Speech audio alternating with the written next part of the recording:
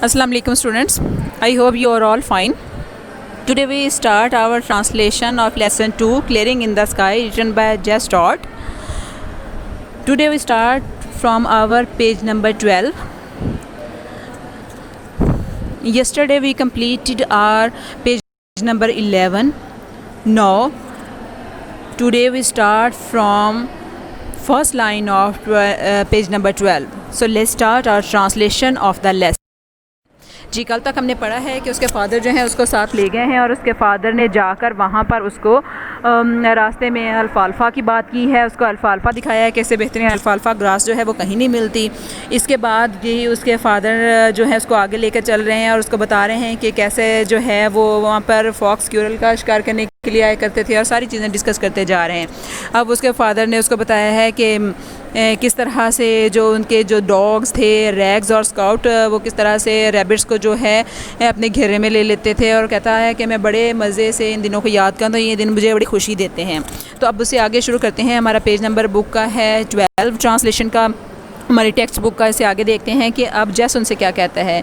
Is that what you wanted to show me, क्या ये वही चीज़ है जो आप मुझे दिखाना चाहते थे? आई आस्क्ड, मैंने उनसे पूछा। आई मतलब जैस। ओह नो नो, ओ नहीं नहीं ऐसा नहीं है। He said as he began to climb the second bluff that lifted abruptly from the flat towards the sky. उन्होंने दूसरी अमूदी चट्टान पर चढ़ना शुरू किया जो कि हमवार ज़मीन से बिल्कुल अचानक ही सीधी आसमान की तरफ ऊपर को उठी हुई थी। अब यहाँ पे ब्लफ का वर्ड है, ब्लफ का मतलब होता है अमूदी चट्टान, तो मतलब कि स्क्रैप क्लिफ जिसको हम कहते हैं। इसके बाद यह अब्रप्टली, अब्रप्टली अचानक से, सडनली जिसको हम बोलते हैं।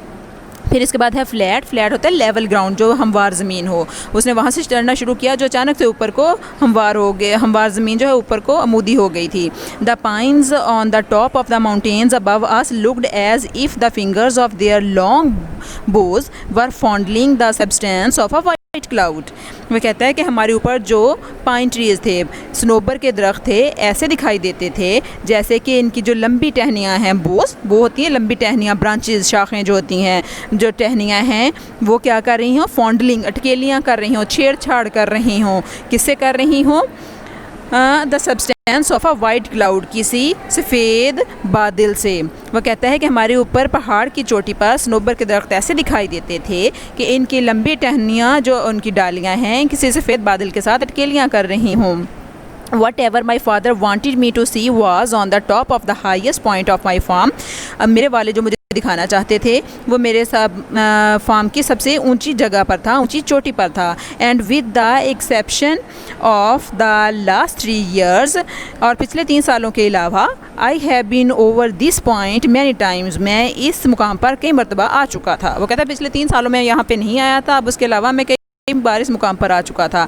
I had never seen anything extraordinary upon this high point of rugged land, इस नाहमवार ज़मीन के ऊंचे मुकाम पर मैंने कोई गैर मामूली चीज़ ना देखी थी। रग्ड, रग्ड होता है नाहमवार, सतह को बराबर ना होना, रफ होना चीज़ का।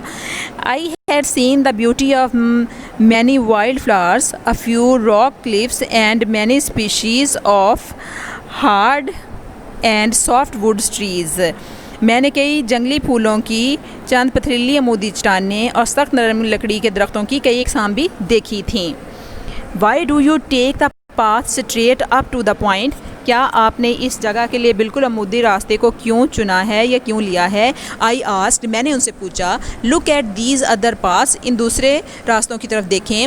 What are they doing here, वो यहाँ पर किस लिए हैं? वो अपने बाप से कह रहा है कि आपने इतना ढलवान सा रास्ता चुन लिया ऊपर जाने के लिए, बाकी रास्ते भी हैं, तो आपने उनको क्यों नहीं चुना है?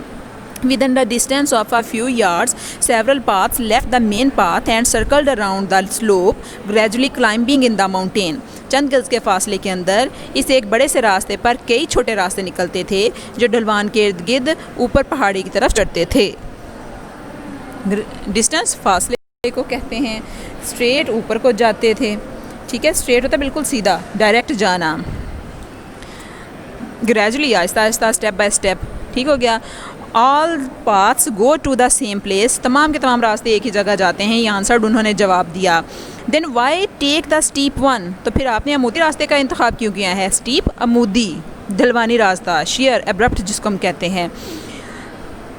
आई शैल एक्सप्लेन लेटर, मैं इसकी बाद में वजाहत करूँगा। He spoke with his half breath, उन्होंने अपने हाँपते हुए सांस के बाद वजाहत की। He rested a minute to catch his second wind, ताज़ा दम होने के लिए वो एक लम्हा सस्ताने के लिए बैठ गए। While I manage to stand on the path और by holding to a little sapling, और मैंने एक छोटे से दरख्त को थाम कर मैं वहाँ पर खड़े होने में कामयाब रहा। सैपलिंग होता है यंग ट्री, छोटा सा दरख्त जो है। होल्डिंग होता है पकड़ना, थामना, थाम कर खड़े हो जाना। Because it was too steep, क्योंकि ये बहुत ज़्यादा ढलवानी था। For my feet to hold unless I braced myself, ये इतना ढलवानी था कि मैं वहाँ पर मेरे पाँव नहीं टिके रह सकते थे जब तक मैं अपने आप को संभाले ना रखता। ब्रेस्ड होता है खुद को संभाले रखना, मजबूत कदम जमाना, स्टेडीली, ठीक है। Then my father started to move slowly up the path again, तब मेरे वालिद ने दोबारा ऊपर को चढ़ना शुरू किया। Sporting himself with his cane, अपनी छड़ी का सहारा लेते हुए। I followed at his heels just a few steps in front of him a fox squirrel crossed the path and ran up a hickory tree. अभी मेरे वालिद ने चंद कदम आगे एक फॉक्स गिलहरी ने इनका रास्ता काटा और दौड़ती हुई एक हेकरी के दरख्त के ऊपर चढ़ गई। सी दैट जेस, ही शाउटेड, उन्होंने चला कर कहा, जेस देखो। येस आई डिड आंसर्ड, मैंने उनको कहा, जी जी मैंने देखा। That brings back something to me, ये चीज़ मुझे कुछ याद दिलाती है। ही सेड, उन्होंने कहा, bring back the old days to see a fox squirrel, किसी फॉक्स गिलहरी को देखने के लिए के बीते दिन याद आ जाते हैं। But this won't bring back as much as something I am going to show you, मगर ये इतना कुछ याद नहीं दिलाती जितना कि मैं वो दिलाती है जो मैं तुम्हें दिखाने के लिए जा रहा हूँ। माई क्यूरियोसिटी वॉज अरोज्ड, मेरा तजस्सुस बढ़ गया। I thought he had found a new kind of wild grass, मैंने सोचा कि उनको मिली है कोई नई जंगली घास, और एन अनफेमिलियर हर्ब, या कोई अनोखी जड़ी बूटी, और a new kind of tree, या कई नई किस्म का दरख्त मिला है। For I remembered the time he found coffee tree in our woods, क्योंकि मुझे वो वक्त याद था जब उन्हें हमारे जंगल में एक कॉफ़ी का दरख्त मिला था। It is as far as I know the only one of its kind growing in our country, और जहाँ तक मैं जानता हूँ हमारे इलाके में उगा हुआ ये अपनी किस्म का एक वाहिद दरख्त था। जी, तो यहाँ पे आज हम अपनी ट्रांसलेशन कंप्लीट करते हैं। हम इसके वर्ड सिनोनिम देख लेते हैं कि इसके वर्ड सिनोनिम कौन से हैं। तो सबसे पहले हमारे पास वर्ड है ब्लफ। ब्लफ होता है क्लिफ, स्क्रैप के अमूदी चट्टान का होना।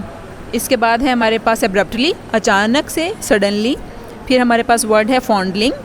फॉन्डलिंग होता है गुदगुदी करना, अटकेलियाँ करना, छेड़छाड़ करना, तो स्ट्रोक। फिर है एक्सेप्शन। एक्सेप्शन होता है किसी चीज़ के अलावा। इसके बाद हमारे पास वर्ड है रग्ड। रग्ड होता है हमवार ना होना, तो रफ़। और इसके बाद हमारे पास वर्ड है स्टीप। स्टीप होता है ढलवान होना, अमूदी होना, तो शियर, एब्रप्ट। इसके बाद हमारे पास है सैपलिंग। तो सैपलिंग होता है एक नौजवान दरख्त, नया उगने वाला नौखेज़ दरख्त, अ यंग ट्री। इसके बाद हमारे पास है वर्ड ट्रंक्स। तो ट्रंक्स होते हैं किसी चीज़ के तने, मेन स्टेम जो होता है किसी दरख्त का, उसको बोला जाता है। जी, तो स्टूडेंट, ये आज का हमारा लेसन था। उम्मीद है आपको इसकी ट्रांसलेशन समझ आ गई होगी। आप इसके सिनोनिम याद करें, नए सिनोनिम तलाश करें और उसकी ट्रांसलेशन को याद करें। कल इससे अगली ट्रांसलेशन को हम कंटिन्यू करेंगे। तब तक के लिए अल्लाह हाफिज़।